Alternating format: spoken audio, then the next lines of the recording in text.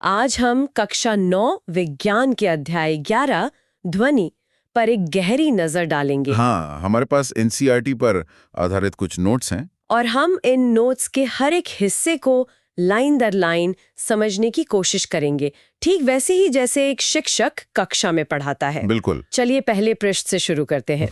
यहाँ शीर्षक है ध्वनि कक्षा 9 विज्ञान अध्याय 11 एनसीईआरटी आधारित संपूर्ण नोट्स। इसका मतलब है कि हम ध्वनि के बारे में सब कुछ सीखेंगे, जो कक्षा 9 के विज्ञान पाठ्यक्रम का 11वां अध्याय है। और ये सारी जानकारी एनसीईआरटी की किताबों पर आधारित है। हाँ, जो इसे परीक्षा की तैयारी के लिए बहुत महत्वपूर्ण बनाती है। ठीक है, तो अगले पृष्ठ पर शीर्षक है ध्वनि क्या है और यह कैसे उत्पन्न होती है। इसमें पहला बिंदु है परिभाषा। ध्वनि ऊर्जा का एक रूप है जो हमारे कानों में श्रवण सुनने का संवेदन उत्पन्न करती है। सरल शब्दों में कहें तो ध्वनि एक तरह की एनर्जी है। अच्छा। जब ये एनर्जी हमारे कानों तक पहुंचती है तो हमें कुछ सुनाई देता है। ये वैसी ही ऊर्जा है जैसे प्रकाश या गर्मी होती है, बस इसका रूप अलग है। आगे लिखा है ऊर्जा संरक्षण का नियम। ऊर्जा को न तो उत्पन्न किया जा सकता है न ही नष्ट। यह केवल एक रूप से दूसरे रूप में रूपांतरित होती है। देखिए, ये विज्ञान का एक बहुत ही महत्वपूर्ण नियम है। इसका मतलब है कि ऊर्जा कभी खत्म नहीं होती, बस अपना रूप बदल लेती है।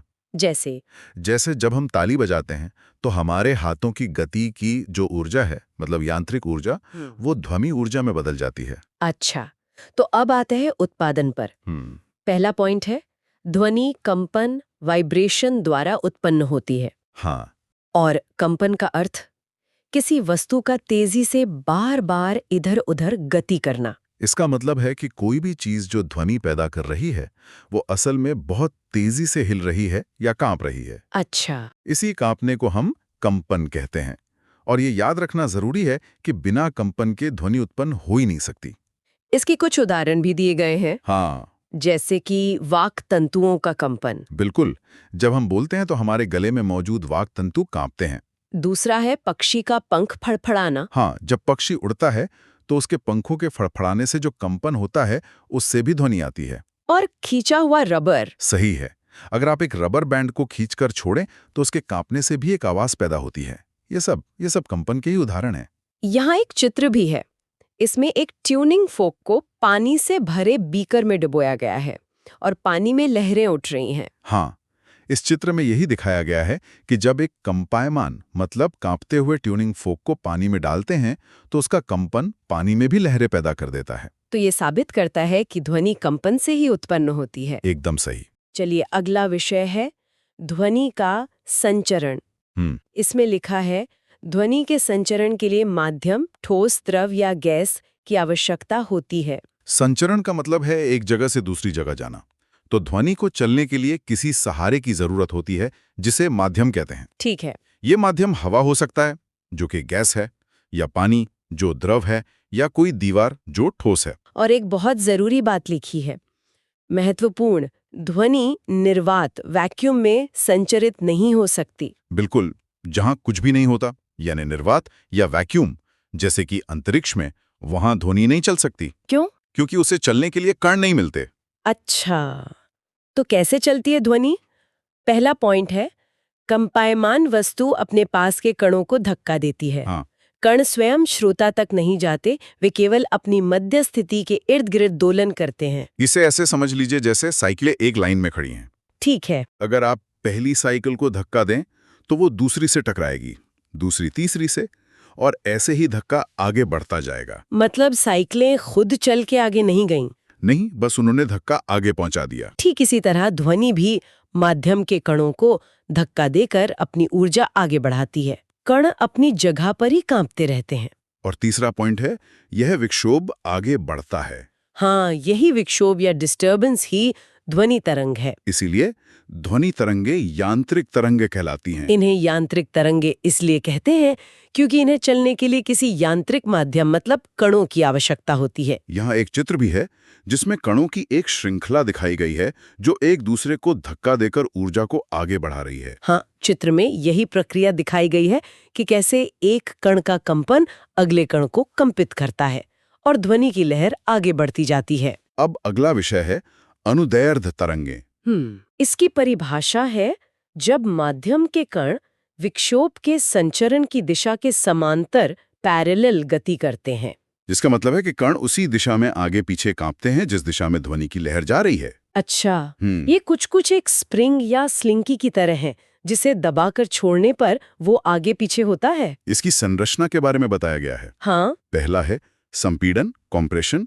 सी, उच्च दाब और उच्च घनत्व का क्षेत्र, कण तासपास। जब ध्वनि तरंग चलती है तो ये कणों को कहीं कहीं पर बहुत पास पास धकेल देती है, उसे संपीड़न कहते हैं। और दूसरा है विरलन, रेरफैक्शन आर, निम्न दाब और निम्न घनत्व का क्षेत्र, कण दूर दूर। और फिर कण फैल जाते हैं और दूर दूर हो जाते हैं, उस जगह को विरलन कहते हैं। ये संपीड़न और विरलन का क्रम ही आगे बढ़ता है। यहाँ एक एक्टिविटी बॉक्स है जिसमें एक स्लिंकी का चित्र है। चित्र में स्लिंकी के कुछ हिस्से सी पास पास और कुछ आर दूर दूर दिखाए गए हैं। हाँ, ये चित्र अनुदैर्ध्य तरंग को बहुत अच्छे से समझाता है। कैसे? देखिए, जहां स्लिंकी के छल्ले दबे हुए हैं वो संपीड़न है और जहां फैले हुए हैं वो विरलन है। और नीचे एक तरंग का ग्राफ भी है। हाँ, नीचे का ग्राफ इसी उतार चढ़ाव को दिखाता है। जो चोटी वाला हिस्सा है वो संपीड़न को और जो नीचे वाला हिस्सा है वो विरलन को दर्शाता है। ठीक है, अगला विषय है ध्वनि तरंग के अभिलक्षण। ओके। इसमें तीसरा पॉइंट है आवर्तकाल, टाइम पीरियड। एक दोलन पूरा करने में लगा समय। इसका सूत्र है T = 1v और SI मात्रक सेकंड है। आवर्तकाल का मतलब है कि माध्यम के कण को एक पूरा कंपन, मतलब आगे जाकर वापस अपनी जगह आने में कितना समय लगता है। और ये आवृत्ति का उल्टा होता है। हाँ, ये आवृत्ति न्यू का उल्टा होता है। अगर आवृत्ति ज्यादा है तो आवर्तकाल कम होगा। इसे हम सेकंड में मापते हैं।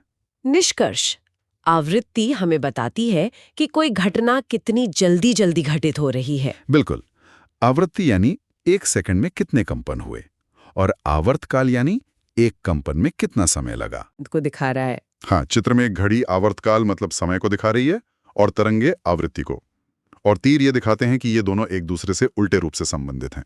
अगला शीर्षक है तारत्व और आयाम, पिच एंड एम्पलीट्यूड। ये बहुत दिलचस्प है। पहले तारत्व, पिच। नोट्स कहते हैं यह आवृत्ति फ्रीक्वेंसी पर निर्भर करता है। उच्च आवृत्ति = उच्च तारत्व, जैसे सीटी महिला की आवाज, और निम्न आवृत्ति = निम्न तारत्व, जैसे ढोल पुरुष की आवाज। सरल भाषा में तारत्व का मतलब है आवाज का पतला या मोटा होना। अच्छा, अगर कंपन बहुत तेजी से हो रहा है मतलब उच्च आवृत्ति, तो आवाज पतली या तीखी होगी, जैसे सीटी। और अगर कंपन धीरे धीरे हो रहा है मतलब निम्न आवृत्ति, तो आवाज मोटी या भारी होगी, जैसे ढोल की आवाज। यहाँ 2 ग्राफ भी हैं। हाँ, उच्च आवृत्ति वाली तरंग पास पास बनी है और निम्न आवृत्ति वाली दूर दूर। पारित करता है। अधिक आयाम = प्रबल ध्वनि, लाउड साउंड। आयाम का मतलब है कंपन का आकार, मतलब कण अपनी जगह से कितना ज्यादा ऊपर नीचे या आगे पीछे हो रहे हैं। तो जितना ज्यादा आयाम उतनी तेज आवाज। बिल्कुल, जितना ज्यादा आयाम होगा ध्वनि उतनी ही तेज या लाउड होगी। कम आयाम का मतलब है धीमी आवाज। यहाँ भी 2 ग्राफें, एक में तरंग की ऊंचाई ज्यादा है यानी अधिक आयाम, और दूसरे में कम है मतलब कम आयाम। अगला विषय है गुणता, टोन और स्वर। Quality, tone and note. Okay. गुणता, टिम्बर, वह अभिलक्षण जो समान तारत्व और प्रबलता वाली 2 ध्वनियों में अंतर करता है। गुणता वो गुण है जिससे हम पहचान पाते हैं कि आवाज गिटार की है या सितार की, भले ही दोनों पर एक ही नोट और एक ही जोर से बजाया जाए। अच्छा, और टोन क्या है? टोन एकल आवृत्ति, सिंगल फ्रीक्वेंसी की ध्वनि, मतलब एक बिल्कुल शुद्ध अकेली आवृत्ति की ध्वनि। और स्वर, नोट, स्वर वह अनेक आवृत्तियों के मिश्रण से उत्पन्न ध्वनि, सुनने में सुखद, जैसे संगीत में होता है, जो सुनने में अच्छा लगता है। और शोर, ये कर्णप्रिय नहीं होता। शोर भी कई आवृत्तियों का मिश्रण है, लेकिन वो सुनने में कर्कश और अप्रिय लगता है। यहाँ 3 ग्राफ है। हाँ, ये तीनों के तरंग रूप को दिखाते हैं। टोन की तरंग बिल्कुल साफ है, स्वर की तरंग जटिल लेकिन नियमित है, और शोर की तरंग पूरी तरह से अनियमित और अस्त व्यस्त है। अब है ध्वनि की चाल, स्पीड ऑफ साउंड। सूत्र है V = लैम्डा इंटू न्यू, यानी चाल = तरंग दैर्ध्य इंटू आवृत्ति। हाँ, यहाँ कुछ महत्वपूर्ण तथ्य भी है। पहला, ध्वनि की चाल माध्यम के ताप और प्रकृति पर निर्भर करती है। दूसरा, क्रम, ठोस, द्रव, गैस। ध्वनि ठोस में सबसे तेज चलती है। ये बहुत जरूरी है। ठोस चीजों में कण बहुत पास पास होते हैं, इसलिए ध्वनि उनमें सबसे तेज चलती है। गैस में कण दूर दूर होते हैं, इसलिए चाल सबसे कम होती है। और तापमान बढ़ने पर ध्वनि की चाल बढ़ती है। हाँ, गर्मी बढ़ने पर कणों में ऊर्जा बढ़ जाती है, जिससे ध्वनि की चाल भी बढ़ जाती है। वायु में ध्वनि की चाल के आंकड़े भी दिए हैं। क्या? 0 डिग्री सेल्सियस पर 331 ms और 22 डिग्री सेल्सियस पर 344 ms। हाँ, तापमान के साथ चाल में ये बदलाव दिखता है। आगे है ध्वनि का परावर्तन, रिफ्लेक्शन ऑफ साउंड। ओके। इसका नियम है, प्रकाश की भांति ध्वनि भी परावर्तित होती है। परावर्तन का मतलब है किसी सतह से टकराकर वापस लौटना। जैसे गेंद दीवार से टकराकर लौटती है, ध्वनि भी बिल्कुल ऐसा ही करती है। इसके नियम क्या है? नियम प्रकाश के परावर्तन जैसे ही हैं। पहला, आपतन कोण और परावर्तन कोण बराबर होते हैं। और दूसरा, आपतित ध्वनि, परावर्तित ध्वनि और अभिलंब तीनों एक ही तल में होते हैं। यहाँ एक चित्र है जिसमें 2 पाइप एक दीवार के सामने रखे हैं। एक से ध्वनि जा रही है और दीवार से टकराकर दूसरे पाइप से सुनाई दे रही है। हाँ, ये चित्र परावर्तन के नियम को ही दिखाता है। आपतन कोण θi और परावर्तन कोण θr बराबर दिखाए गए हैं, जिससे साबित होता है कि ध्वनि एक निश्चित नियम के अनुसार ही परावर्तित होती है। ठीक है, अगला विषय है प्रतिध्वनि।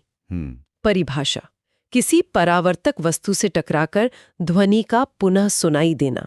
इको या प्रतिध्वनि तब सुनाई देती है जब हमारी बोली हुई आवाज किसी दूर की चीज, जैसे पहाड़ या दीवार, से टकराकर वापस हमारे कानों तक पहुंचती है।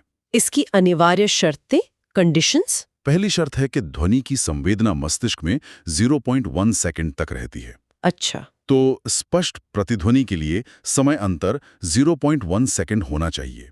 मतलब असली आवाज और टकराकर आई आवाज के बीच कम से कम 0.1 सेकंड का अंतर हो। और न्यूनतम दूरी? न्यूनतम दूरी स्रोत से अवरोधक की दूरी 17.2 मीटर होनी चाहिए, 22 डिग्री सेल्सियस पर। अब है अनुरणन, रिवर्बरेशन। हाँ। परिभाषा, किसी बड़े हॉल में ध्वनि के बार बार परावर्तन के कारण ध्वनि का बना रहना। जब किसी बड़े खाली हॉल में आवाज गूंजती है तो उसे अनुरणन कहते हैं। ऐसा इसलिए होता है क्योंकि ध्वनि दीवारों, छत और फर्श से बार बार टकराती रहती है। इसकी समस्या है कि ध्वनि स्पष्ट नहीं सुनाई देती, धुंधली। हाँ, आवाज साफ नहीं आती। और समाधान? दीवारों, छत पर ध्वनि अवशोषक पदार्थ, साउंड अब्जॉर्बेंट्स लगाना, जैसे कि संपीड़ित फाइबर बोर्ड, खुरदरे प्लास्टर, भारी पर्दे। ये चीजें ध्वनि को सोख लेती हैं। अगला विषय है बहुल परावर्तन के उपयोग, uses of multiple reflection. Okay. पहला है मेगाफोन लाउडस्पीकर, जो ध्वनि को एक दिशा में भेजते हैं। हाँ, ये आवाज को एक दिशा में केंद्रित करते हैं। दूसरा है स्टेथोस्कोप। स्टेथोस्कोप की ट्यूब में दिल की धड़कन की ध्वनि बार बार परावर्तित होकर डॉक्टर के कान तक पहुंचती है। और तीसरा, कॉन्सर्ट हॉल की छतें वक्राकार, कर्व्ड बनाई जाती हैं। हाँ, ताकि ध्वनि परावर्तित होकर पूरे हॉल में बराबर फैले और हर किसी को साफ सुनाई दे। अब है श्रव्यता का परिसर, रेंज ऑफ हियरिंग। यहाँ एक स्केल पर 3 भाग दिखाए गए हैं। पहला, अवश्रव्य, 20 हर्ट्ज से कम, उदाहरण वेल, हाथी, गैंडा। इसका मतलब है कि हम इंसान हर तरह की ध्वनि नहीं सुन सकते। तो हमारी सीमा क्या है? हमारी सीमा है श्रव्य ध्वनि, ऑडिबल, 20 हर्ट्ज से 20,000 हर्ट्ज, उदाहरण मनुष्य। और तीसरा है पराश्रव्य, अल्ट्रासाउंड, 20,000 हर्ट्ज से अधिक, उदाहरण डॉल्फिन, चमगादड़। हाँ, 20 हर्ट्ज से कम आवृत्ति वाली ध्वनि को अवश्रव्य और 20,000 हर्ट्ज से ज्यादा वाली को पराश्रव्य कहते हैं, जिन्हें कुछ जानवर सुन सकते हैं।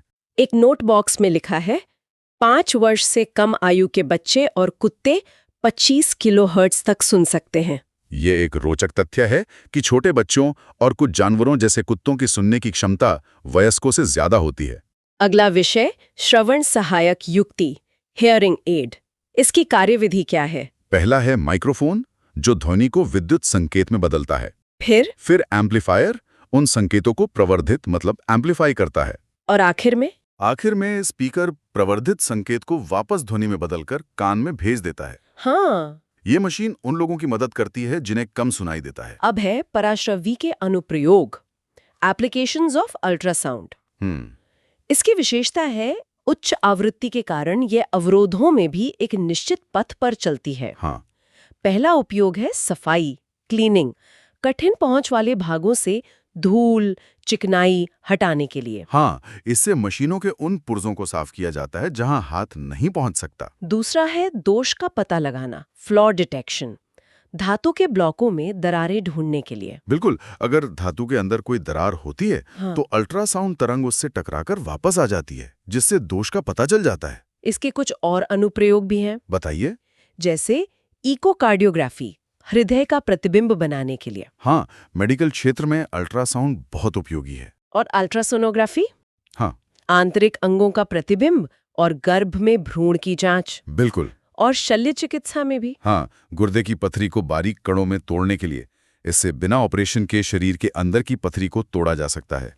और आखिरी पृष्ठ पर है महत्वपूर्ण सूत्र और सारांश। एक रिविजन चेकलिस्ट। हाँ, T = V, V = lambda × V, वायु में चाल 22 डिग्री सेल्सियस 344 ms प्रति ध्वनि, दूरी = 17.2 मीटर्स और श्रव्य सीमा 20 हर्ट्ज 20,000 हर्ट्ज। यह इस पूरे अध्याय का सार है। इसमें वे सभी मुख्य सूत्र और तथ्य हैं जो हमें याद रखने चाहिए। और एक जरूरी नोट, ध्वनि निर्वात में यात्रा नहीं कर सकती। हाँ, और सबसे महत्वपूर्ण बात यही है कि ध्वनि को चलने के लिए हमेशा एक माध्यम की आवश्यकता होती है। तो ये था ध्वनि अध्याय का एक विस्तृत विश्लेषण सीधे नोट से। हमने ध्वनि की प्रकृति, उसके संचरण, उसके गुणों और हमारे जीवन में उसके उपयोगों को समझा। हमने देखा कि ध्वनि तरंगे केवल सुनने के लिए ही नहीं है, बल्कि वे देखने, साफ करने और यहाँ तक कि इलाज करने में भी सक्षम हैं। ये सोचने वाली बात है कि जिस तरह हम ध्वनि तरंगों का उपयोग सोनार और अल्ट्रासाउंड में करते हैं, भविष्य में इन तरंगों के और क्या-क्या आश्चर्यजनक उपयोग हो सकते हैं। बिल्कुल, शायद उन तरीकों से जिनकी हम आज कल्पना भी नहीं कर सकते। अगर आपको इसी तरह आसान भाषा में पढ़ना अच्छा लगता है तो इस चैनल को अभी सब्सक्राइब कर लीजिए। अगर आप सभी सब्जेक्ट्स के नोट्स चाहते हैं तो वीडियो के डिस्क्रिप्शन बॉक्स को जरूर चेक करें।